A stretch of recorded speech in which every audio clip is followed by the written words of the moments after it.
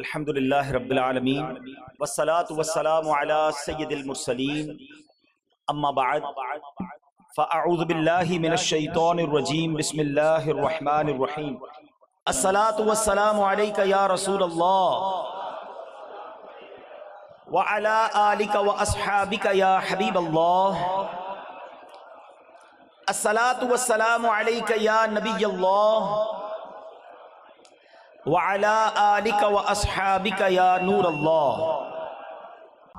درود پاک پڑھنے کے بے شمار فضائل و برکات ہیں۔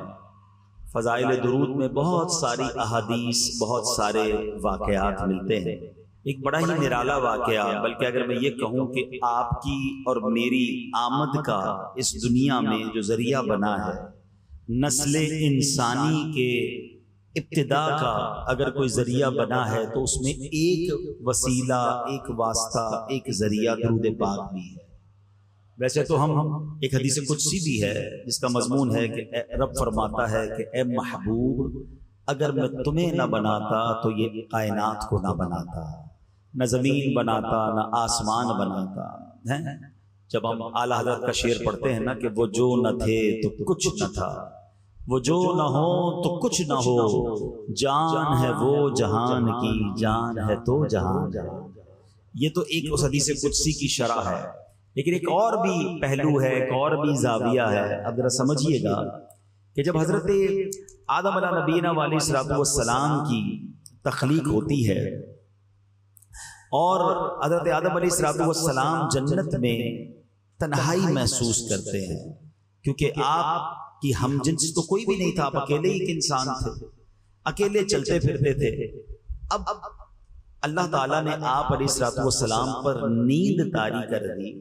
اسی حالت میں آپ کی بائیں پسلی نکال کر اس سے حضرت حوا رضی اللہ تعالی عنہا کو تخلیق کیا گیا اور پسلی کی جگہ پر گوشت رکھ دیا گیا۔ اس عمل کے دوران آپ کو کسی تکلیف کا تو احساس نہیں ہوا، مگر جب آپ نیند سے بیدار ہوئے، یعنی اب دوسرے لفظوں میں دیکھیں تو آج ہم آپریشن کرنے کے لیے بے ہوش کرتے ہیں، اب ایک آپریشن ہونا تھا تو حضرت آدم علیہ السلام پر نیند طاری کی گئی اور بلا تکلیف آپ کی پسلی سے بی بی حوا رضی اللہ تعالیٰ عنہا کی تخلیق کی گئی۔ اب جب آپ نیند سے بیدار ہوتے ہیں تو آپ ایک نہایت خوبصورت خاتون کو اپنے قریب بیٹھا ہوا پاتے ہیں، تو آپ نے فرمایا کہ تم کون ہو؟ انہوں نے عرض کی میں عورت ہوں۔ فرمایا تمہیں کیوں پیدا کیا گیا؟ عرض کی کہ حضور اس لیے کہ مجھ سے آپ سکون حاصل کریں۔ اللہ اکبر۔ فرشتوں نے آپ علیہ السلام کے علوم کی وسعت معلوم کرنے کے لیے عرض کیا کہ ان کا نام کیا ہے؟ تو حضرت آدم نے فرمایا ان کا نام حوا ہے۔ سبحان اللہ۔ ارشاد فرمایا کیونکہ یہ ایک زندہ وجود سے پیدا کی گئی ہے۔ یاد رکھیے کہ حضرت آدم علیہ السلام کی باڈی سے، آپ کے جسم کے ایک حصے سے ضرور بی بی حوا کو بنایا گیا ہے، مگر یہ مرد و عورت کے ملاپ سے پیدا نہیں ہوئی، تو اس لیے یہ حضرت آدم کی اولاد نہیں ہے۔ اچھا، جب آپ نے حضرت حوا کو دیکھا تو آپ کے دل میں خواہش پیدا ہوئی، تو آپ نے، فرشتوں نے عرض کی اے آدم، اگر آپ ان سے نکاح کرنا چاہتے ہیں تو ان کا مہر ادا کیجیے۔ اب اس زمانے میں تو کوئی روپیہ پیسہ تھا نہیں، اس طریقے سے کوئی کرنسی تھی نہیں۔ آپ نے کہا مہر کیا ہے اس کا؟ تو ارشاد ہوا کہ ان کا مہر یہ ہے کہ آپ ہمارے سردار جناب محمد مصطفیٰ صلی اللہ تعالی علیہ وسلم پر 3 یا 10 مرتبہ درود پاک پڑھیں۔ چنانچہ درود پاک کی برکت سے حضرت آدم اور حضرت حوا کا نکاح ہو گیا، اور سبحان اللہ جو اس کے بعد نسل انسانی چلتی ہے وہ اس نکاح کے بعد چلتی ہے۔ تو ہم کہہ سکتے ہیں کہ نبی پاک کا نام، میرے آقا کا ذکر، نبی پاک پر درود، یہ کمال کا وظیفہ ہے جو حضرت آدم اور حضرت حوا کے درمیان مہر بنتا ہے۔ سبحان اللہ، یہ کیسا وظیفہ ہے اگر کہا جائے کہ جب سے کائنات بنی ہے، جب سے درود و سلام کا سلسلہ ہے، اور سبحان اللہ آج ہمیں بھی یہ موقع دیا گیا ہے۔ ہمیں پتا ہے کہ ہماری زبانیں کتنی گندی ہیں، ہمیں معلوم ہے کہ ہم کتنے گناہ گار ہیں۔ سچی بات تو یہ ہے کہ ہم پر احسان کیا گیا ہے کہ ہمیں موقع دیا گیا ہے کہ جناب رسول اللہ صلی اللہ تعالی علیہ وسلم پر درود پاک پڑھ لیا کریں۔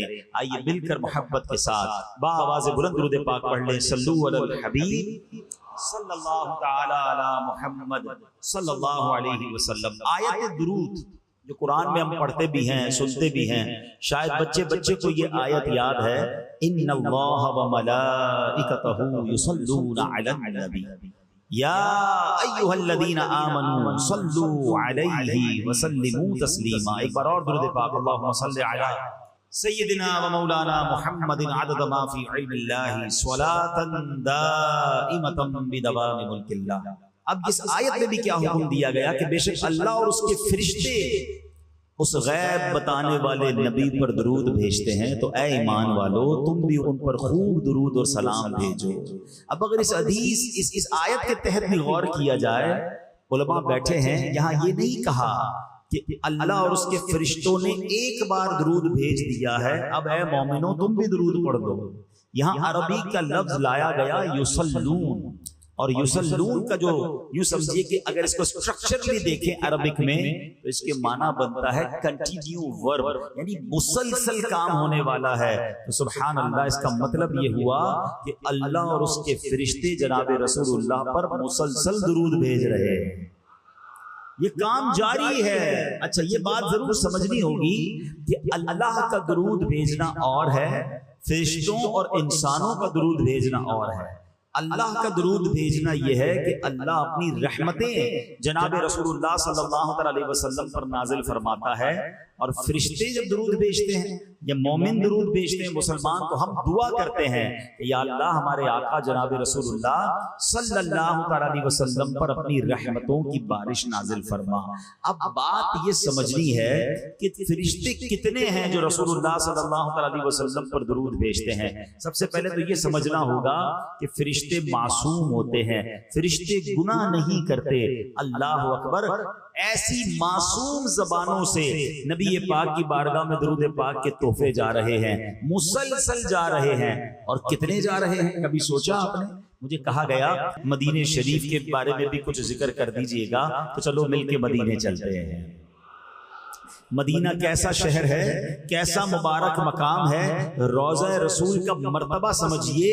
روایتوں میں آتا ہے کہ صبح 70,000 فرشتے حاضری دیتے ہیں, پھر شام نبی پاک کی بارگاہ میں 70,000 فرشتے حاضری دیتے ہیں, اور جو ایک بار حاضری دیتا ہے اسے دوبارہ حاضری کا موقع نہیں ملتا. اللہ اکبر, یہ کیسی بات ہے کہ صرف 12 گھنٹے کی کم و بیش حاضری ملتی ہے.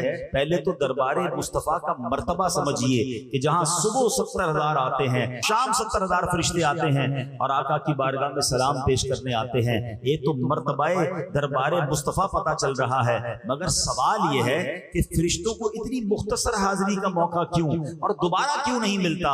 اللہ اکبر, بریلی کے تاجدار امام عشق و محبت کیا خوبصورت انداز میں سمجھاتے ہیں کہ یہ معمہ کیا ہے, یہ معاملہ کیا ہے. آپ کہتے ہیں 70,000 صبح ہو گئے, 70,000 شام, یوں بندگی زلف و رخ آٹھوں پہر کی ہے. وہ کہتے ہیں کہ صبح 70,000 آتے ہیں, شام 70,000 آتے ہیں, ان کی ڈیوٹیاں اسی طرح لگی ہوئی ہیں, اور کہتے ہیں جو ایک بار آئے دوبارہ نہ آئیں گے.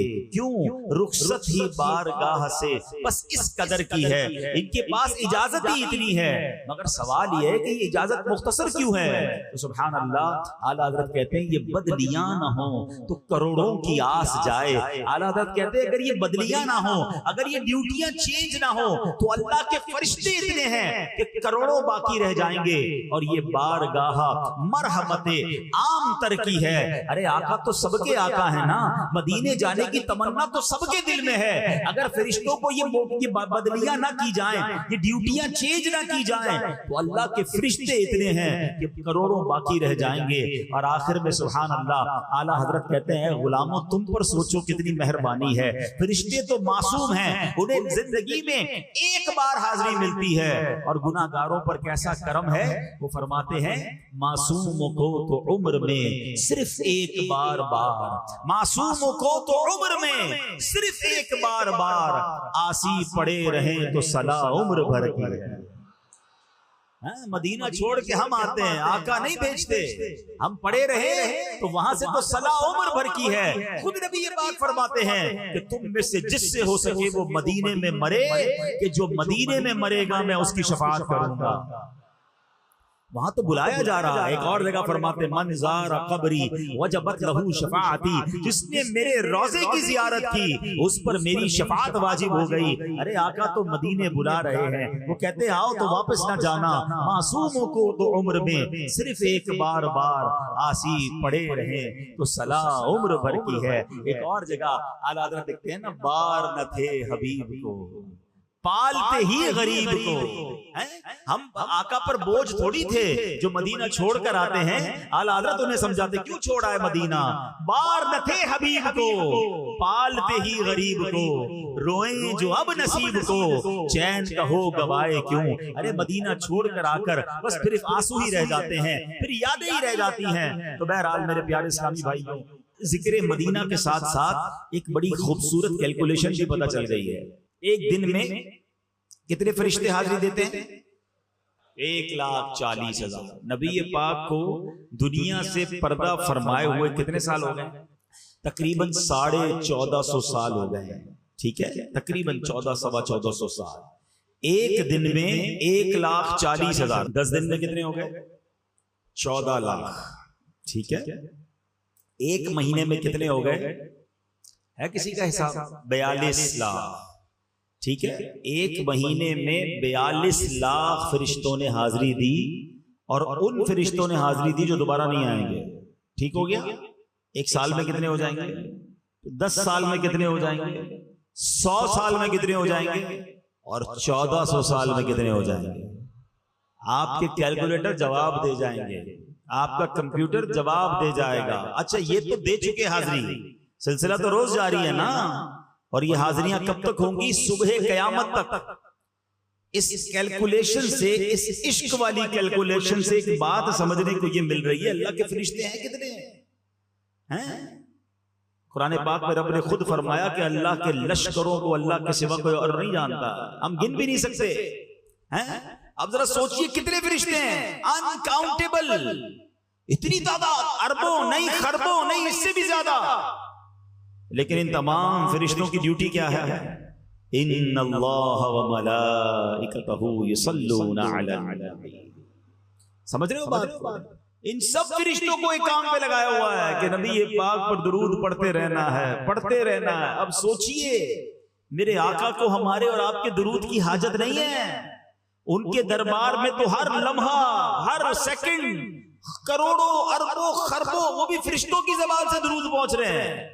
ہمیں تو موقع دیا گیا ہے کہ اے غلاموں تم بھی درود پڑھ لو, تمہاری بھی بگڑی بنا دی جائے گی, تمہاری بھی جھولی بھر دی جائے گی. تو درود کی اہمیت سمجھیے. علماء بیٹھے ہیں, قرآن پاک میں بہت سارے احکام, رب نے فرمایا حکم دیا نماز پڑھو, زکوٰۃ دو, روزہ رکھو, حج کرو, بہت سارے احکام ہیں. کہیں یہ نہیں فرمایا کہ میں بھی یہ کام کرتا ہوں, فرشتے بھی کرتے ہیں, اے ایمان والو تم بھی شامل ہو جاؤ. یہ صرف درود پاک ہے جس کا یہ مقام ہے. اللہ کرے کہ بات سمجھ آ جائے اور درود پاک کی اہمیت سمجھ آ جائے. اللہ مجھے اور آپ کو کثرت سے درود پاک پڑھنے کی توفیق عطا فرمائے. ایک بار پھر بآواز بلند درود پاک, صلو علی الحبیب صلی اللہ تعالی علی محمد صلی اللہ علیہ وسلم. آج میں نے جو موضوع سوچا ہے, جو آج کے لحاظ سے میں نے, کیونکہ بات ہی حضرت آدم کی ہوئی ہے, حضرت حوا کی ہوئی ہے, تو آئیے چلتے ہیں اسی دور میں. اور اس دور میں بہت سارے واقعات ہوئے. حضرت آدم کو جب سجدہ کرنے کا حکم دیا گیا تو ایک بدبخت تھا جس نے سجدہ نہیں کیا. حالانکہ وہ پہلے سے بدبخت نہیں تھا, فرشتوں کا استاد بھی تھا, جنت کا خزانچی بھی تھا, ہزاروں سال عبادت بھی کی تھی, مگر شیطان مردود نے سجدہ نہیں کیا. اور نہ کرنے کی وجہ کیا بنی کہ اس نے کیا کہا کہ اے اللہ میں آدم کو کیوں سجدہ کروں, انا خیر من, میں اس سے بہتر ہوں. خلقتنی من نار وخلقتہ من طین, اے اللہ تو نے مجھے آگ سے بنایا ہے, اس کو مٹی سے بنایا ہے, میں اس سے بہتر ہوں. یعنی تکبر کیا, پراؤڈ کیا. تکبر کہتے ہی اس کو ہیں کہ بندہ اپنے آپ کو کسی سے برتر سمجھے اور کسی کو اپنے آپ سے معاذ اللہ کمتر یا ذلیل سمجھے.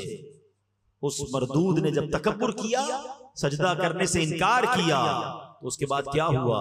اس کے چہرے کا نور چھین لیا گیا, اسے مردود قرار دیا گیا, اور اللہ نے اسے جنت سے بھی نکال دیا اور اپنی دربار سے بھی نکال دیا. پتہ چلا کہ کائنات میں جو سب سے پہلے گناہ ہوئے ہیں نا, اس میں تکبر بھی ہے، اس میں حسد بھی ہے. شیطان مردود کو حسد بھی بڑا تھا، جبھی تو حضرت آدم کو سجدہ نہیں کیا نا. اب اس شیطان نے ایک اور گناہ کروایا حضرت آدم کی اولاد میں، اور یہ گناہ ہوا قابیل اور حابیل کے درمیان. حضرت آدم کے ہر بار یعنی بی بی حوا رضی اللہ تعالیٰ عنہ کے جب پریگننسی ہوتی تھی، حمل ہوتا تھا، تو ایک لڑکا پیدا ہوتا، ایک لڑکی پیدا ہوتی. اللہ کی شان دیکھیں، اللہ نے اس نسل انسانی کو کس اپنے حکمت بھرے انداز میں چلایا کہ ہر حمل میں ایک لڑکا پیدا ہوتا، ایک لڑکی پیدا ہوتی، اور جب اگلے حمل میں ایک اور لڑکا لڑکی پیدا ہوتی تو ان کا آپس میں نکاح ہو سکتا تھا. یعنی مثال کے طور پہ ایک باری میں جو لڑکا اور لڑکی پیدا ہوتے وہ بھائی بہن کہلاتے تھے، مگر اگلی باری میں جو لڑکا لڑکی پیدا ہوتے وہ ان کے بھائی بہن نہیں، اس حوالے سے نہیں ہوتے تھے کیونکہ ان کا نکاح جائز تھا، اور یہ اس زمانے کی شریعت میں جائز تھا، اور اس لیے ضروری تھا کہ اسی سے نسل انسانی نے آگے بڑھنا تھا. اب اللہ کی شان دیکھیں کہ حضرت آدم علیہ السلام کے جو دو بیٹے تھے قابیل اور حابیل، ان کے درمیان معاملہ کیا ہوا کہ حضرت آدم علیہ السلام نے جب قابیل اور حابیل، پہلے قابیل پیدا ہوتا ہے، اچھا قابیل کے ساتھ معاملہ یہ تھا کہ اس کے ساتھ جو لڑکی پیدا ہوئی اس کا نام جو تھا وہ اکلیما تھا، وہ بڑی خوبصورت تھی. حابیل کے ساتھ جو لڑکی پیدا ہوئی اس کا نام لیوزا تھا. اب جب دونوں بڑے ہو گئے تو اسی شریعت کے قانون کے مطابق حضرت آدم علیہ السلام نے قابیل سے کہا کہ تمہارا نکاح لیوزا سے ہوگا، اور حابیل کو کہا کہ تمہارا نکاح اکلیما سے ہوگا. قابیل کہتا ہے نہیں، میرا نکاح تو اکلیما سے ہونا چاہیے. حضرت آدم نے سمجھایا وہ تمہارے ساتھ پیدا ہوئی ہے، وہ تمہاری بہن ہے، تمہارا اس سے نکاح نہیں ہو سکتا. وہ کہتا ہے نہیں، یہ تو آپ کا بنایا ہوا اصول ہے نا، میں نے نکاح کرنا ہے تو اکلیما سے ہی کرنا. اب حضرت آدم علیہ نبینا علیہ السلام نے کہا اچھا ٹھیک ہے، ایسا کرو کہ تم دونوں بھائی اپنی اپنی قربانیاں پیش کرو، اللہ کی بارگاہ میں قربانی پیش کرتے ہیں، جس کی قربانی قبول ہو جائے گی ہم سمجھیں گے کہ اس کی بات مان لی گئی. اب کیا ہوا، اس زمانے میں صدقہ یا جو بھی پیش کیا جاتا تھا صدقہ، وہ قبول کیسے ہوتا تھا، قربانی کیسے قبول ہوتی تھی کہ آسمان سے آگ آتی تھی اور اس صدقے کو اس کو آگ لے کر چلی جاتی تھی. سرکار دو عالم علیہ السلام کی امت پر ایک اور مہربانی پتہ ہے کیا کی ہے؟ بہت ساری مہربانیوں میں ایک مہربانی یہ ہے کہ ہمارا صدقہ، ہماری قربانی ہم خود بھی استعمال کرتے ہیں، ہم آپس میں غریبوں میں بانٹ دیتے ہیں. ہماری قربانی کو آگ نہیں کھاتی، ورنہ پہلے جو بھی چیز پیش کی جاتی تھی وہ آگ لے جاتی تھی. سمجھ رہے بات کو؟ ہم آج کل کیا کرتے ہیں، صدقہ غریبوں میں بانٹ دیتے ہیں، رشتہ داروں میں بانٹ دیتے ہیں، قربانی کرتے ہیں، خود بھی کھاتے ہیں، دوسرے لوگ بھی کھاتے ہیں. ایسا نہیں تھا پہلے، یہ بھی اس امت پر مہربانی کی گئی ہے. تو بہرحال اب کیا ہوا کہ دونوں نے اپنی اپنی قربانی پیش کی. قابیل کھیتی باڑی کرتا تھا اور حابیل جو تھے وہ بکریاں چراتے تھے. تو قابیل اناج کا ایک ڈھیر اس نے رکھ دیا پہاڑ کے اوپر، اور حابیل نے ایک بکری جو تھی وہ رکھ دی. اب ایسا ہی ہوا کہ آگ آئی اور آگ آ کر بکری کو جو ہے وہ لے گئی اور قابیل کے گندم کو چھوڑ دیا گیا. اس کا مطلب یہ ہوا کہ حابیل کی قربانی قبول ہو گئی، اور حضرت آدم نے یہی فرمایا کہ اب اکلیما کا حقدار یہ ہے. اب یہ فیصلہ تو آپ نے سنا دیا، مگر اب قابیل جو بھائی تھا اس کے دل میں اپنے بھائی کے لیے حسد پیدا ہو گیا کہ یہ وہ لڑکی ہے جس سے مجھے شادی کرنی تھی، اس کو مل گئی. اور بالآخر اس حسد کی بنا پر قابیل نے حابیل کو قتل کر دیا. اس دنیا میں سب سے پہلا اگر قتل ہوا ہے تو وہ بھائی نے اپنے بھائی کا کیا ہے. اور وجہ کیا بنی؟ حسد وجہ بنی. حسد کیوں ہوا؟ ایک عورت کی وجہ سے ہوا. اس سب باتوں کو سمجھنا ہے. ایک بندہ جو ہے مردود ہو گیا تکبر کی وجہ سے، حسد کی وجہ سے. دوسرا بھائی نے بھائی کو قتل کیا حسد کی وجہ سے اور عورت کی وجہ سے. سمجھنی یہ باتیں کہ یہ کتنے پرانے گناہ ہیں، یہ کتنے بڑے فتنے ہیں جو آج بھی مسلمانوں کے دلوں میں بس رہے ہیں اور مسلمانوں کو اس کی پرواہ نہیں ہے. حدیث پاک کا مضمون ملتا ہے کہ جب تک دنیا میں کوئی بھی قتل ناحق کیا جائے گا اس کا گناہ جو ہے قتل کرنے والے کو تو ملے گا ہی، قابیل کو بھی ملے گا، کیونکہ اس نے یہ طریقہ ایجاد کیا. ایک اور بات سیکھنے کو ملی کہ جو گناہ کا طریقہ ایجاد کرتا ہے، گناہ پر لوگوں کو لگا دیتا ہے، لوگوں کو کوئی ایسا راستہ بتاتا ہے جس سے بندہ گناہ کرے، گناہ کرنے والے کو تو وہ گناہ ملتا ہے جس نے یہ راستہ بتایا، جس نے لوگوں کو لگایا. یہ گناہ جاریہ اس کے لیے بھی ہوتا ہے. سیکھیں ان باتوں سے. آج کل تو مزہ آتا ہے لوگوں کو, خود بھی گناہ کرتے ہیں, دوستوں کو بھی بتاتے تم بھی کرو, فلاں چیز دیکھ کر آیا ہوں, فلاں غلط جگہ پر ہو کر آیا ہوں. اب تو سوشل میڈیا کا زمانہ ہے, خود کوئی گندی چیز, کوئی بری چیز دیکھی, اس کو پھر شیئر بھی کر دیا, تم بھی دیکھو, تاکہ سارے دیکھتے رہیں اور اسے گناہ ملتا رہے. کچھ گناہ تو بڑے عجیب گناہ ہیں, گناہ بے لذت کہیے اس کو. اپنے موبائل فون میں میوزیکل ٹیون رکھیں گے, عجیب عجیب گانے. ہم کسی بندے کو فون کریں, وہ سن بھی نہیں رہا, ہمیں میوزک سنا رہا ہے. ارے بھائی تمہیں عقل نہیں ہے کہ ہر بندہ کال کرے گا, گناہ تمہیں بھی ملے گا, اس کو بھی بیچارے کو سننا پڑ رہا ہے. ایسی بہت ساری چیزیں. اپنی گاڑی کے پیچھے بے پردہ عورت کی تصویر لگا دیں گے, خود گاڑی چلا رہا ہے, پیچھے جتنے لوگ ہیں بےہودہ تصویر دیکھو, خود بھی گناہ کماؤ, مجھے بھی گناہ پہنچاؤ. کیا ہو گیا ہمیں؟ پہلے ہی گناہ ہمارے تھوڑے جو گناہ جاریہ والے کام کر رہے ہیں. اس کے برعکس سبحان اللہ, جو نیکی کے راستے پر کسی کو لگا دے, کسی کو نمازی بنا دے, کسی کو درود پڑھنے والا بنا دے, کسی کو سچے راستے پر لگا دے, سبحان اللہ, جو عمل کرے گا اس کو تو ثواب ملے گا, اور جس نے اس کام پر لگایا ہے ان سب کا ثواب بھی اسے ملتا رہے گا. مبارک ہو دعوت اسلامی والوں کو, مبارک ہو ان علماء کرام کو, مبارک ہو مسجد کے خطیب و امام صاحبان کو جو بیانات کرتے ہیں, جو درس دیتے ہیں. کتنی بڑی نیکی ہے, کوئی ایک بیان میں نمازی بن جائے, کوئی ایک بیان میں گناہ کو چھوڑ دے, کوئی ایک بیان سنے ذکر و اذکار کرنے والا, درود پڑھنے والا بن جائے, کوئی حرام روزی چھوڑ دے, کوئی ماں باپ کو ستانا چھوڑ دے. آپ نے تو اس سے یہ کام کروا دیا.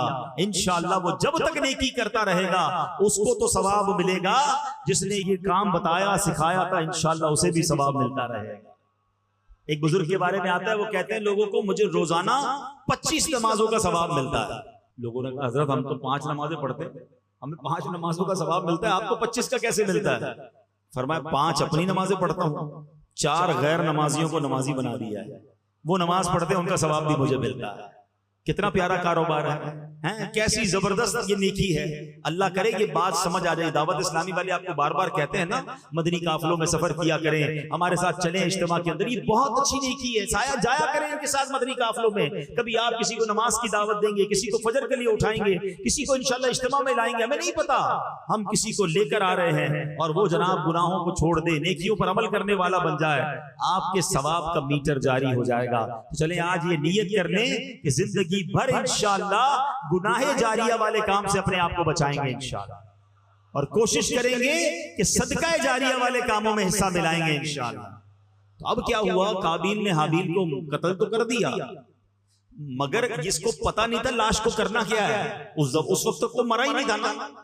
اب تو ہمیں پتا ہے کہ مرنے کے بعد دفنایا جاتا ہے, اس وقت تک تو دنیا میں کوئی مرا ہی نہیں تھا. اب اس نے کیا کیا, اپنے بھائی کی لاش کاندھے پر اٹھا کر کئی دنوں تک گھومتا رہا, کروں کیا اس لاش کا. تو پھر اللہ کی شان دیکھیں, قرآن پاک میں یہ واقعہ موجود ہے کہ اللہ کریم نے 2 کوے بھیجے, ان کی آپس میں لڑائی ہوئی اور ایک کوے نے دوسرے کوے کو مار دیا. جب وہ مر گیا تو پنجے سے زمین کھود کر اس کوے نے دوسرے کوے کو زمین میں دبا دیا. تو قابیل کو پتا چلا کہ اچھا لاش کو دفنایا جاتا ہے. اب اس نے اپنے بھائی کو دفنایا, مگر اس کے چہرے کا نور چھن گیا, وہ بڑی عجیب و غریب آفت میں مبتلا ہوا, اور آخرکار وہ بھی دنیا سے چلا گیا. تو اے میرے پیارے اسلامی بھائیوں, جو بات میں سمجھانا چاہتا ہوں, جو میسج میں آج دینا چاہتا ہوں, کہ ان 2 بڑی برائیوں سے اپنے آپ کو ہمیشہ بچائیے گا. ایک ہے تکبر اور ایک ہے حسد. یہ اتنی خطرناک بیماریاں ہیں جو انسان کو برباد کر دیتی ہیں. تکبر کرنے والوں کے بارے میں آتا ہے, بچپن سے ایک حدیث آپ نے بھی سنی ہے, میں نے بھی سنی ہے. حدیث پاک کا مضمون ہے کہ جس کے دل میں رائی کے دانے کے برابر تکبر ہوگا وہ جنت میں نہیں جائے گا. رائی کا دانہ کتنا ہوتا ہے؟ اتنا سا دانہ ہوتا ہے, جیسے سونف نہیں ہوتی, اتنا. مجھے بتاؤ اتنے دانے کے مطابق تکبر ہوگا وہ جنت میں نہیں جائے گا. جس کا پورا دل ہی تکبر سے بھرا ہوگا اس کا کیا حال ہوگا. شیطان نے ایک ہی بار تکبر کیا نا, کہا میں اس سے بہتر ہوں, انا خیر من. اور جو روز تکبر کرتا ہے اس نے ایک بار تکبر کیا وہ برباد ہو گیا, اور جو روز تکبر کر رہا ہے اس کا کیا حال ہوگا. تو پلیز اپنے آپ کو اس سے دور رکھیے. اور تکبر کیا ہے؟ کسی کو اپنے سے کمتر سمجھنا. اچھا بعض اوقات جب بھی تکبر کی بات ہوتی ہے نا تو ذہن میں بات یہ آتی ہے تکبر تو پیسے والے کرتے ہیں, ہم تو غریب لوگ ہیں. نہیں, یہ بھی شیطان کا بار ہے, ہمیں علم نہیں سیکھنے دیتا. تکبر یقیناً مالدار لوگ بھی کرتے ہیں, مگر علماء نے تکبر کے 8 اسباب لکھے ہیں. ہاں, اس میں سب سے پہلا سبب پتہ کیا ہے؟ وہ ہے علم. ہاں علم بھی تکبر لاتا ہے. کیوں؟ جب بندہ عالم بن جائے یا بہت ساری نالج آ جائے وہ دوسروں کو حقیر سمجھنے لگتا ہے. میرے پاس تو اتنا کچھ ہے، اس کو تو آتا ہی کچھ نہیں ہے. تو یہی تو تکبر ہے نا کہ اس کو کچھ نہیں آتا، مجھے سب آتا ہے. روایتوں میں آتا ہے من قال انا عالم فهو جاہل، جو اپنے آپ کو کہے کہ میں عالم ہوں، فرمایا وہ جاہل ہے. علم سیکھنا ہے مگر تکبر نہیں آنا چاہیے. دوسرا ریزن علماء نے لکھا عبادت بھی تکبر لاتی ہے. ہاں اب کوئی 5 وقت کا نمازی ہے، تہجد گزار ہے، بہت اچھی بات ہے، لیکن اگر وہ دوسروں کو سمجھ رہا ہے کہ دیکھو یار یہ تو کچھ پڑھتے ہی نہیں، میں 5 ٹائم کی نماز پڑھتا ہوں، یہ تو صرف جمعے کی نماز پڑھتا ہے، اس کو تو آتا جاتا کچھ نہیں، تو کہیں ایسا نہ ہو کہ آپ کی ساری عبادت برباد کر دی جائے. یہ بات یاد رکھیے. وہ ایک واقعہ ہے نا کہ ایک بزرگ اپنے بیٹے کے ساتھ کہیں سفر پر جا رہے تھے. رات ہوئی، تہجد کا وقت ہوا، باپ بیٹے نے اٹھ کر تہجد پڑھی. سارے قافلے والے سو رہے تھے، صرف باپ بیٹے اٹھے تہجد پڑھنے کے لیے. تو بیٹا والد صاحب سے کہتا ہے ابا جان یہ کیسے لوگ ہیں، سارے سو رہے ہیں، کوئی نہیں اٹھا تہجد پڑھنے کے لیے. تو بیٹا والد صاحب کہتے ہیں بیٹا تو بھی سویا رہتا تو ہی ٹھیک تھا. بات بڑی پتے کی ہے. تہجد پڑھ کر اگر دوسروں کو حقیر جاننا ہے تو بہتر تھا تو بھی نہ پڑھتا تہجد. عبادت ضرور کرنی ہے مگر کسی کو حقیر نہیں جاننا. پھر مالدار پیسے ہوتے تو غریب سے تکبر کر رہے ہوتے ہیں. خوبصورتی بھی تکبر لاتی ہے. بندہ کہتا ہے میں خوبصورت، اس کا رنگ سانولا. طاقت تکبر لاتی ہے. میری باڈی اتنی مضبوط، میری اتنی طاقت، یہ بیچارہ کمزور، یہ میرے سامنے کیا کرے گا. اقتدار تکبر لاتا ہے. کسی کو سیٹ مل جائے وہ سمجھتا ہے باقی کی حیثیت ہی کوئی نہیں، مسل کے رکھ دوں گا. یہ اقتدار پر، دولت پر، خوبصورتی پر، طاقت پر تکبر کرنے والوں کبھی اترانا نہیں. رب جب چاہے یہ سب واپس لے سکتا. ہم نے بڑے بڑے خوبصورتی والوں کو ایسی ایسی بیماریوں میں پڑتے دیکھا کہ چہرہ دیکھنے کے قابل نہیں رہا. بڑے بڑے طاقتور پہلوانوں کو بستر پر پڑتے دیکھا کہ اپنے پیروں پہ کھڑے نہیں ہو سکتے. بڑے بڑے مالداروں کو راتوں رات کنگال ہوتے دیکھا ہے. بزرگوں سے پوچھو یہ جن کی زندگی گزری انہوں نے دیکھے ہوں گے ایسے کہ زکات دینے والا دنوں کے اندر زکات لینے والا بن جاتا ہے. کبھی بھی اترانا نہیں ہے. ہاں وَتُعِزُّ مَن تَشَاءُ وَتُذِلُّ مَن تَشَاءُ بِيَدِكَ الْخَيْرُ. جب بھی اللہ نے کوئی نعمت دینا اللہ سر جھکا رہے، عاجزی کہ اللہ تیری مہربانی، مجھ جیسے گناہگار کو تو نے مال دے دیا، مجھ جیسے خطاکار کو اتنی اچھی شکل دی، مجھ جیسے خطاکار کو اتنا بڑا نام شہرت دے دی. تکبر نہیں کہ دانا خاک میں مل کر گلے گلزار ہوتا. اترانے والا، گھمنڈ کرنے والا بربادی ہوتا ہے.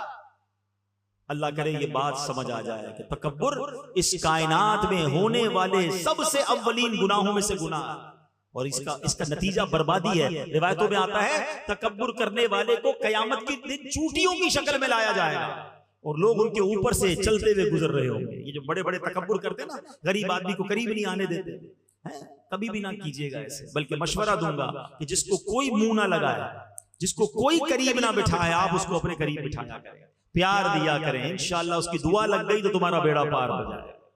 ہاں بعض اوقات مسجد کے خادم سے کوئی ہاتھ نہیں ملاتا. ہمارے دفتر میں کوئی چوکیدار ہو جو بیچارہ سب کا دروازہ کھول رہا ہے، اس کو سلام ہی نہیں کرتا.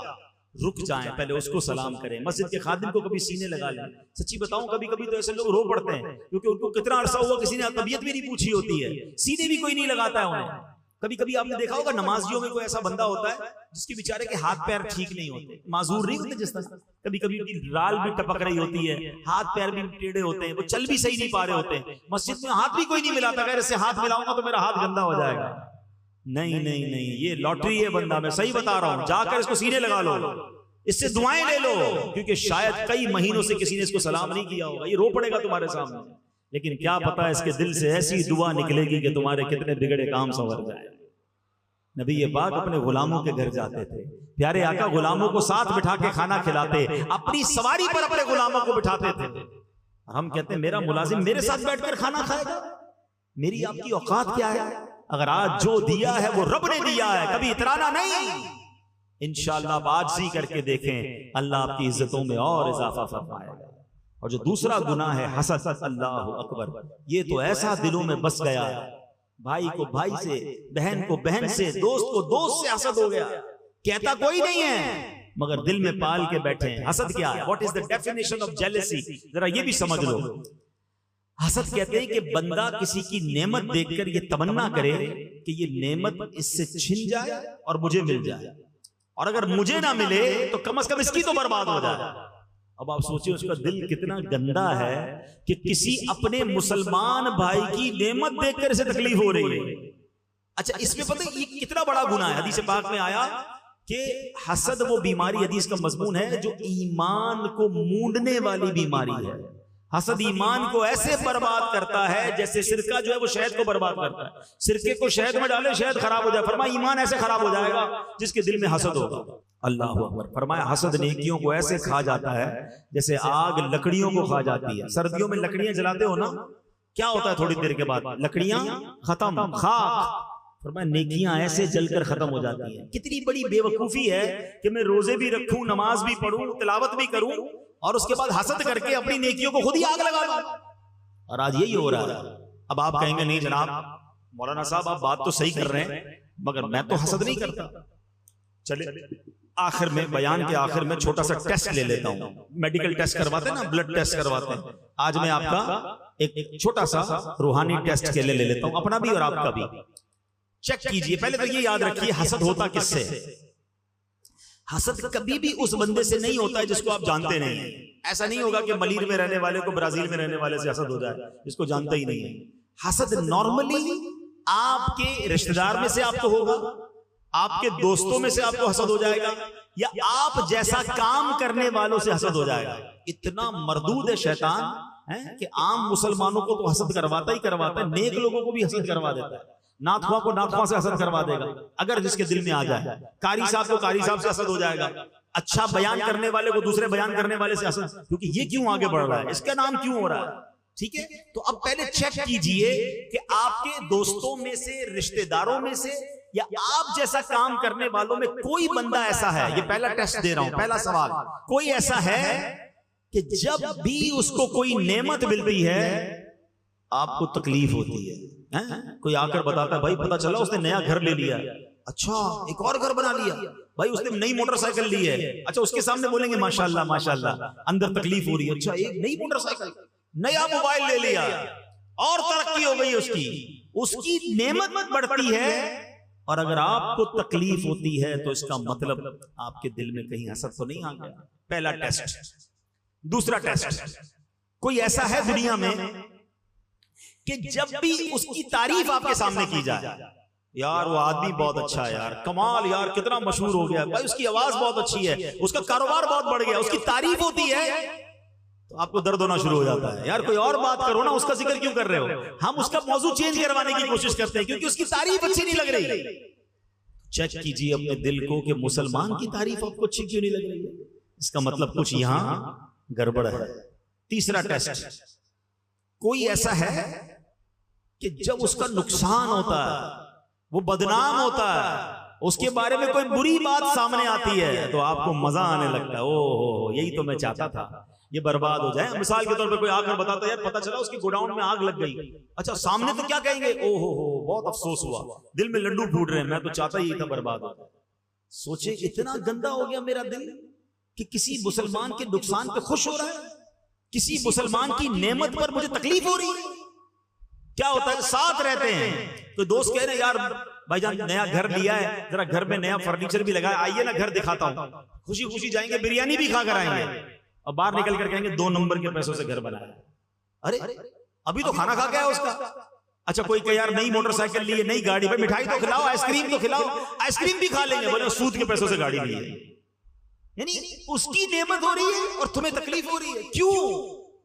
کسی کی نوکری بڑھ جائے، کسی کو ویزا لگ جائے، کوئی حج پہ جانے والوں سے حسد کر رہے ہوتے ہیں، حالانکہ حج تو ہے ہی بلاوے کا، اس کو اللہ نے بلایا، تکلیف تمہیں کیوں ہو رہی ہے؟ جناب اتنے الٹے کام کرتا ہے اور دیکھو حج پہ جا رہا ہے، پتہ نہیں کدھر سے پیسے جمع کیے. وہ جانے، اس کا رب جانے، تم کون ہوتے ہو؟ حسد تو پتہ ہے خطرناک گناہ کیوں کہا گیا، کبیرہ گناہ کیوں کہا گیا؟ یہ ایکچولی اللہ پر اعتراض ہے، اللہ کی تقسیم پر اعتراض ہے. ہاں مجھے بتائیے عزت دینے والا کون ہے؟ زور سے کہیں گے عزت دینے والا کون ہے؟ شہرت دینے والا کون ہے؟ دولت دینے والا کون ہے؟ خوبصورت بنانے والا کون ہے؟ عزت دینے والا کون ہے؟ جب دینے والا سب اللہ ہے تو تمہیں کیا پرابلم ہے؟ اللہ دے رہا ہے نا اس کو، عزت دے رہا ہے، شہرت دے رہا ہے، دولت دے رہا ہے، اللہ نے اس کو حسن دیا ہے، اللہ نے اس کو آواز دی ہے. تمہیں پرابلم یہ ہے کہ اللہ نے اس کو کیوں دیا، مجھے کیوں نہیں دیا؟ یہ بندے پر نہیں، یہ اللہ پر اعتراض ہے. یہ اتنا بڑا کبیرہ گناہ ہے، کبھی نہ کرنا، کبھی نہ کرنا. ہاں پتہ کیا کرنا چاہیے؟ اس کا علاج کیا بتایا علماء نے کہ آپ کو اگر کسی کی کسی بات سے حسد ہے نا، آپ کو برا لگ رہا ہے، آپ دعا کریں اللہ اس میں اور اضافہ کر دے. ہے بڑا مشکل، مجھے تو اس کا چہرہ ہی نہیں لگتا، میں اس کے لیے دعا کروں. ہاں اینٹی بائیوٹک ہے، علاج انجیکشن میں درد ہوتا ہے نا، لیکن علاج یہی ہے کیونکہ تکبر حسد مجھے ہو گیا، اس کو تو ہے نہیں. یہ اتنی بری بیماری ہے پیارے اسلامی بھائیوں. حسد کہتے ہیں جیلسی کو، جلن کو. یہ حسد دنیا میں بھی بندہ جلتا ہے اور آخرت میں بھی جلے گا. اس کو نیند نہیں آتی. ہمیں کئی لوگ ملتے ہیں، پرچیاں آتی ہیں حضرت دعا کر دیں، نیند نہیں آتی. جس کو سکون کی نیند نہیں آتی نا، میں آج آپ سے ایک سوال کرتا ہوں، چیک کر لو کسی کا حسد تو نہیں پال لیا، کسی کے بارے میں بدگمانی تو دل میں نہیں آ گئی ہے. تمہارا دماغ سوچتا ہی رہے گا اس کے بارے میں، وہ ترقی کرتا جائے گا، تمہاری نیند اڑتی جائے گی، تمہاری جلن بڑھتی جائے گی. کیوں کر رہے ہو اپنے آپ کو پریشان؟ اللہ دے رہا ہے اسے. کسی کی ترقی میں مجھے کیا پرابلم ہے؟ میں کچھ نہیں کر سکتا کسی کا. یاد رکھیے گا، ساری دنیا مل کر کسی کو ذلیل کرنا چاہے، کسی کی تباہی چاہے، اگر رب نے عزت لکھی ہے اس کو عزت مل کر رہنی ہے. کوئی نہیں جھکا سکے گا اسے. ہماری اوقات کیا ہے؟ اللہ دے رہا ہے اسے. اور ساری دنیا مل کر کسی کو اونچا کرنا چاہے، اگر رب نے ذلت لکھی ہے تو اس کو ذلت سے کوئی نہیں بچا سکتا. وَتُعِزُّ مَن تَشَاءُ وَتُذِلُّ مَن تَشَاءُ بِيَدِكَ الْخَيْرُ. یہ ایمان بنا لو. ہاں اب آپ کہیں کہ پھر ہمیں کیوں نہیں مل رہا؟ ارے جس رب نے اس کو دیا ہے وہ تمہیں بھی دے سکتا. اللہ سے مانگو نا. حسد تو میں جب کروں کہ جب اللہ کے خزانوں میں کمی ہو. رب اس کو دولت دے سکتا ہے، وہ مجھے بھی دے سکتا ہے. رب اس کو شہرت دے سکتا ہے، وہ مجھے بھی دے سکتا ہے. رب اس کو عزت دے رہا ہے، وہ مجھے بھی دے سکتا ہے. ہم کیوں اس کی چھننے کی تمنا کر رہے ہیں؟ ارے اس سے مانگو جس نے اس کو دی ہے، وہ تمہیں بھی عطا فرما دے گا. اس کو ایک آسان لفظوں میں بات اپنی ختم کرنے لگا ہوں تاکہ اللہ کرے یہ کانسیپٹ سمجھ آ جائے اور دماغ سے، دل سے یہ حسد کی بیماری نکل جائے. مثال کے طور پر ہمارے جنید بھائی یہاں موجود ہیں، ٹھیک ہے؟ جنید بھائی کو میں 50,000 روپے دوں، 1,000 کے نوٹ، 50,000 کی گڈی. جنید بھائی یہ پیسے لیں اور یہاں سے بانٹنا شروع کریں، سب کو 1,000 روپے دیں. کیا ہوگا پتہ ہے؟ جیسے جنید بھائی بانٹنے لگیں گے نا، تھوڑی دیر کے بعد یہاں والے بندے اٹھیں گے اور آگے بڑھیں گے کہ میں جنید بھائی سے فوراً لے لوں، کیونکہ عبدالحبیب بھائی نے کہا تھا 50,000 ہیں اور بندہ تو ادھر کئی 100 بیٹھے ہوئے ہیں. یہ 50 کے بعد تو نوٹ ختم ہو جائیں گے. جنید بھائی بانٹیں گے اور ہماری باری نہیں آئے گی تو کچھ لوگ آگے بڑھیں گے اور جنید بھائی کے ہاتھ سے چھیننے کی کوشش کریں گے کہ 50,000 ختم ہونے سے پہلے ہمیں بھی مل جائیں. ایسا ہی ہے نا، کیونکہ ہمیں یہ خوف ہوگا کہ ان کے پاس تو ہیں 50,000. سبحان اللہ. اب بات ذرا سمجھ لو، جنید بھائی کے پاس 50,000 تھے جو ختم ہو جائیں گے، اس لیے ادھر والوں کو ٹینشن ہونا سمجھ آتا ہے. میرے رب کے خزانے نہ ختم ہونے والے ہیں، اس کے کرم کے خزانے ختم ہونے والے نہیں ہیں. وہ اگر کسی کو بانٹ رہا ہے تو تمہیں کیا ٹینشن ہے؟ اس رب سے کہو نا یا اللہ اس کو اور دے دے اور مجھ گناہگار پر بھی کرم فرما دے، مجھے بھی دے دے. حسد کیوں کروں میں؟ اللہ کے خزانے بھرے ہوئے ہیں. ہم حسد کر کے اپنے ہی نقصان کر رہے ہیں، اللہ کو اور ناراض بھی کر رہے ہیں. حسد کرنے والے کو نہیں ملتا، سب کا بھلا سوچنے والے کا بھی بھلا ہو جاتا ہے. ایک جملہ آج یاد کر جاؤ، انشاءاللہ زندگی پرسکون ہو جائے گی. بزرگان دین سے سنا تھا، سب کا بھلا سب کی خیر، سب کے بھلے میں اپنی خیر. مل کے دوہرا لو، سب کا بھلا سب کی خیر، سب کے بھلے میں اپنی خیر. بھلا سوچو. آپ کو کوئی آ کر کہے نا ارے بھائی اس نے نیا گھر بنایا، اللہ اس کو اور دے. کوئی کہے یار اس کی عزت بہت بڑھ گئی، ہمارے ملیر میں رہتا تھا، محلے میں کوئی نہیں جانتا تھا، آج سوری دنیا میں لوگ اس کو جانتے ہیں. یا اللہ اس کی عزت میں اور اضافہ کر، اے اللہ اس کی دولت میں اور اضافہ. سب کا بھلا سوچو یار، حسد کیوں کرنا ہے؟ اور اللہ سے مانگو اے اللہ مجھے بھی دے دے. جب آپ کا دل صاف ہو جائے گا نا تو سبحان اللہ یہ دل اللہ کی رحمت سے نور علی نور ہو جائے گا. اللہ کرے آج کے اس بیان میں ان 2 بلاؤں سے ہم بچنے میں کامیاب ہو جائیں. تکبر کو کبھی قریب مت آنے دینا، عاجزی کا پیکر بننا. میرے آقا تو وہ ہیں، سر عرش پر ہے تیری گزر، دل فرش پر ہے تیری نظر، ملکوت و ملک میں کوئی شے نہیں وہ جو تجھ پہ عیاں نہیں. اتنا بڑا مرتبہ ہے کہ جب آپ جنت میں جاتے ہیں تو جنت سجائی جاتی ہے، آپ کو مہمان بنایا جاتا ہے. حضرت جبریل امین آ کر آپ کے قدموں کو بوسہ دے کر آپ کو براق کی سواری پر بٹھا کر معراج کو لے جاتے ہیں. یہ مرتبہ ہے جناب رسول اللہ کا. مگر سبحان اللہ عاجزی کا عالم یہ ہے کہ کبھی جو کی موٹی روٹی تو کبھی کھجور پانی. تیرا ایسا سادہ کھانا مدنی مدینے والے ہے چٹائی کا بچھونا, کبھی خاک کہیں پہ سونا کبھی ہاتھ کا سرہانا. مدنی مدینے والے تیری سادگی پہ لاکھوں, تیری عاجزی پہ لاکھوں ہو سلام عاجزانہ. مدنی مدینے والے اتنا بڑا مرتبہ ہو کر اپنے غلاموں کے ساتھ بیٹھ کر کھانا کھاتے, ان کو اپنی سواری پر سوار کرتے. میں اور آپ تو ان کے جوتے مبارک کی, نالین مبارک کی لگے ہوئے خاک کے ذرے کے برابر بھی نہیں ہیں. ہم کس لیے اتراتے ہیں, ہم کس بات پر گھمنڈ کرتے ہیں؟ اللہ نبی پاک کی عاجزی کا صدقہ ہم سب کو نصیب فرما دے. اور پھر حسد کو قریب نہیں آنے دیں. آپ پرسکون ہو جاؤ گے. آپ کسی کا حسد کر کے بگاڑ نہیں سکتے. یاد رکھیے گا جس سے حسد ہے نا آپ کو, اس کا کچھ نہیں جاتا, جاتا ہمارا ہی ہے. بیڑا غرق ہمارا ہی ہو رہا ہے. ٹینشن میں ہم ہی ہیں, تو کیوں بانٹوں میں یہ بیماری؟ نیکیاں الگ برباد ہو رہی ہیں, زندگی الگ بے سکون ہو رہی ہے. تو پوزیٹو سوچیں, اچھا سوچیں. آخر میں حسد کا علاج بتا دیتا ہوں. تکبر اور حسد دونوں کا علاج لے جاؤ. بیماری ہے نا, بیماری کا علاج بھی تو ہونا چاہیے. سب سے اچھا علاج یہ ہے کہ بندہ دعا کرے. الدعاء سلاح المومن, دعا مومن کا ہتھیار ہے. اللہ سے دعا کرے, یا اللہ میرے دل کو تکبر سے, حسد سے پاک فرما. یہ بار بار دعا کیا کریں. اور بھی دل کی بیماریاں ہیں, عجب ہے, خود پسندی ہے, ریاکاری ہے, یہ عجیب عجیب بیماریاں. ایک بیان میں بہت ساری چیزوں کو بیان نہیں کر سکتا, مگر اللہ سے پہلے تو دعا کرے کہ اللہ دل صاف کر دے. اس دل کو اگر مدینہ بنانا ہے نا, ایک طرف تو دعا کرتے ہو سینہ بنے مدینہ, اور سینے میں تکبر بھی پالا ہوا ہے, اسی میں اس میں جناب غرور بھی ہے, حسد بھی, اور کہتے ہیں دل میں بسے مدینہ. کیسے دل میں مدینہ آئے گا؟ کیسے عشق رسول آئے گا؟ پہلے گندگی صاف کرو, پھر دیکھو مدینے والے کیسے کرم فرماتے ہیں انشاءاللہ. ایک تو پہلا علاج کیا ہو گیا؟ دعا. دوسرا حسد کا علاج ہے کہ جس بندے سے حسد ہوا ہے پہلے تو چیک کر لو. اس کو بتانا نہیں, ہاں اس کو بتانا نہیں ہے. پتہ چل جائے گا آپ کو کہ مجھے کس سے پرابلم ہے, پتہ چل جائے نا, آپ اس کے لیے دعا کرنا شروع کر دیں. یہ تھوڑا سا مشکل ہے, آپ کو تکلیف ہوگی شروع میں. اچھا, جس چیز سے حسد ہے نا اسی چیز کی دعا کریں. کہ آپ کو اس کی دولت سے تکلیف ہوتی ہے, یا اللہ اس کے مال میں اور برکت دے دے. کسی کی شہرت سے تکلیف ہے, اللہ اس کی شہرت میں اور اضافہ کر دے. کسی کے حسن سے تکلیف ہے, یا اللہ اس کے حسن میں اور برکت دے دے. تو آپ کہیں گے یار کیسی بات کر رہے ہو مولانا صاحب, بندہ ہی اچھا نہیں لگتا, کیسے دعا کروں گا؟ ہاں دعا کرو گے تو تکلیف ہوگی, مگر ایک وقت آئے گا کہ آپ کا دل جب صاف ہو جائے گا نا, کوئی آ کر کہے گا یار اس کی دولت میں اور اضافہ ہو گیا. آپ کہیں گے میں بھی تو دعا کرتا ہوں, اضافہ تو ہونا ہی تھا, ہے نا, دل صاف ہو جائے گا. تیسرا حدیث پاک میں آتا ہے تحفہ دو محبت بڑھے گی. جس سے حسد ہو گیا نا, اس کے پاس جا کر اچھے طریقے سے ملاقات کر کے اس کو کوئی تحفہ پیش کریں, عطر دے دیں, سوٹ دے دیں, جو بھی آپ بہتر سمجھتے ہیں. یہ بھی مشکل ہے, بندے کا چہرہ اچھا نہیں لگ رہا, اس کو تحفہ دوں. اس کو پرابلم نہیں, پرابلم میرے دل میں, مجھے بیماری دور کرنی ہے تو جا کے تحفہ دو تاکہ حسد دور ہو جائے. ہاں مگر ایک غلطی مت کرنا کہ جا کر کہنا بھائی گیا تھا بیان سننے, انہوں نے بتایا جس سے حسد ہو جائے اس کو تحفہ دو, اس لیے تم سے حسد ہو گیا تھا تو تحفہ لے کر اور گڑبڑ ہو جائے گی. اس کو بتانا نہیں ہے, بغیر بتائے تحفہ دیں تاکہ محبت ہو, دل مل جائیں اور میرا دل صاف ہو جائے. الحمدللہ دعوت اسلامی کے پیارے ماحول میں ایسی پیاری باتیں سکھائی جاتی ہیں. ہمیں جسمانی امراض کے ساتھ ساتھ جو باطنی امراض ہیں اس کا علم اور اس سے بچنے کا بھی درس دیا جاتا ہے. دعوت اسلامی کے مدنی ماحول سے وابستہ ہوں, اجتماعات میں آتے رہیں, مدنی قافلوں میں سفر کریں تو انشاءاللہ یہ دل بھی صاف ہونے لگ جائے گا. اللہ پاک ہمیں دل کی بیرونی بیماریوں سے بھی اور اندرونی بیماریوں سے بھی شفا عطا فرمائے, اور ہمارے سینے کو جناب رسول اللہ صلی اللہ علیہ وسلم کے عشق کا مدینہ بنا دے.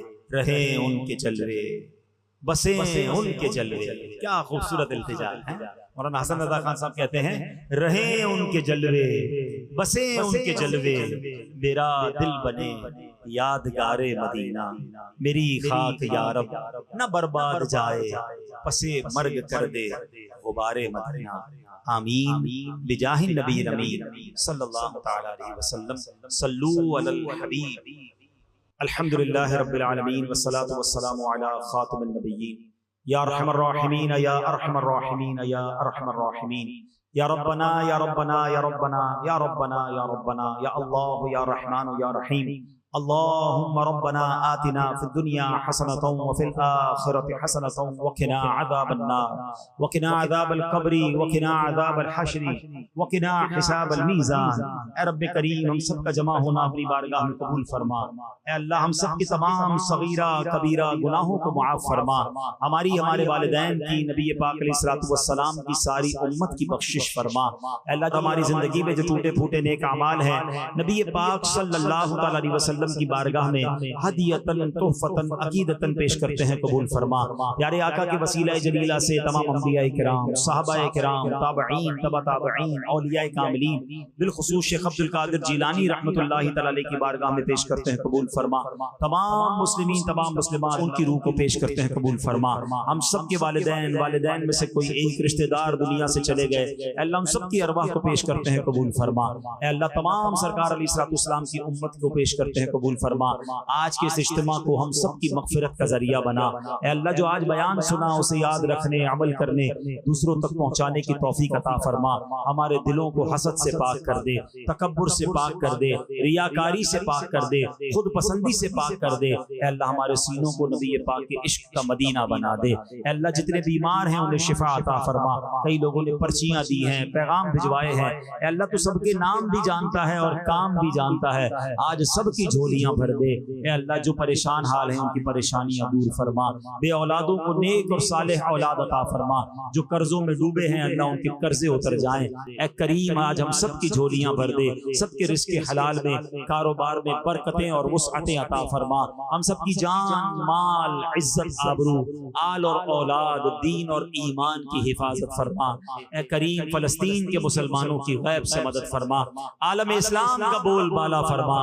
اللہم ربنا تقبل منا انك انت السميع العليم وتب علينا يا مولانا انك انت التواب الرحيم وافوض امري الى الله ان الله بصير بالعباد لا اله الا انت سبحانك اني كنت من الظالمين ببركة ان الله وملائكته يصلون على النبي يا أيها الذين آمنوا صلوا عليه وسلموا تسليما اللهم صل على سيدنا ومولانا محمد طب القلوب ودوائها وعافية الأبدان وشفائها ونور الأبصار وضيائها وعلى آله وصحبه وبارك وسلم۔ جب دمیں واپسی ہو یا اللہ، سامنے ہو روضہ رسول اللہ اور لب پہ ہو لا الہ الا اللہ محمد رسول اللہ۔